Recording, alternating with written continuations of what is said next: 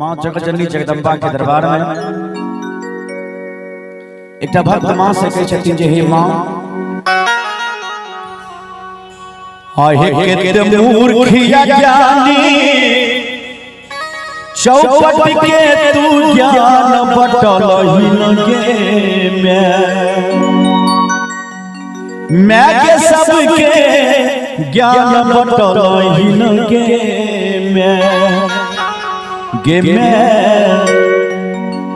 मैं हमरा बेरिया आँखी ये मुनलहि लगे मैं हमरा बेरिया आँखी ये मुनलहि लगे मैं केते मूर्खिया ज्ञानी चौपट के तू ज्ञान बटलहि लगे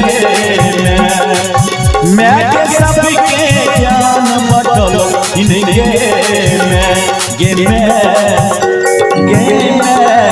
हमरा बेरिया आँखी ये मुनलहि लगे मैं हमरा बेरिया आँखी ये मुनलहि लगे मैं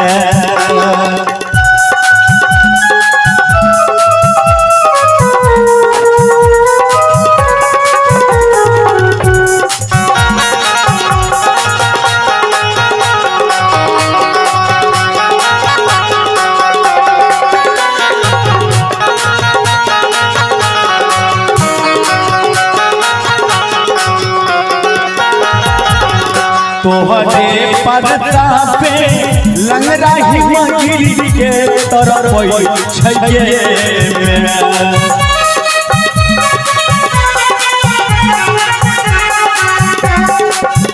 तोहरे पदता पे लंगरा हिमगिरी के लाभ छैये मैं हिमगिरी के तरफ छैये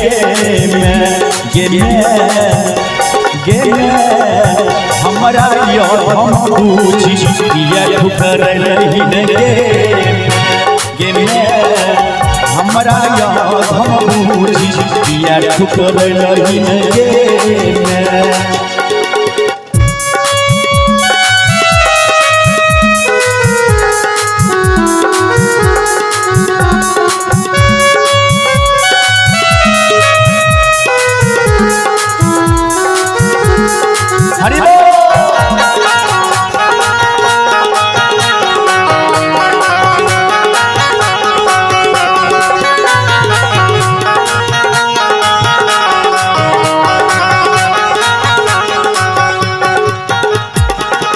मिथिला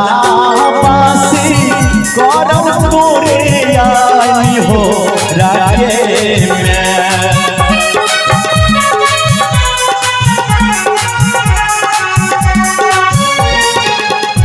मिथिला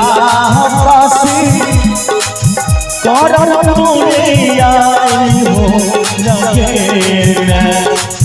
मैं दूर भगवान के मैं रहीहन मैया भगवान परसहाइयों के मैं रहीहन मैया हमरो परसहाइया के मैं केते मूर्खिया ज्ञानी चौपट के तू ज्ञान बटलहि लगे मैं के सबके ज्ञान बटलहि लगे मैं हमरा बेरिया आँखी ये मुनलहि लगे मैं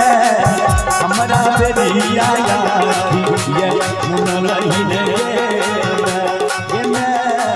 हमरा बेरिया आँखी